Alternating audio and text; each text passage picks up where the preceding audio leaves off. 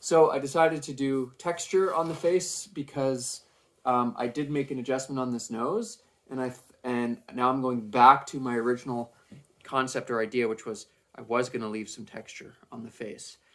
So even at this stage of the carving process, I'm still making these very important decisions, and honestly, it's good to think of it as a win-win. Like, I could have left it with no tech, with completely polished, and it would have looked good. It would have looked fine, right? Or I could have put the texture in like I did, and it would have looked fine. So instead of thinking, oh, one's better and one's going to be, make or break my piece, I like to think of it more as a win-win. You could do either or, and either one of them could work and look really good and really cool.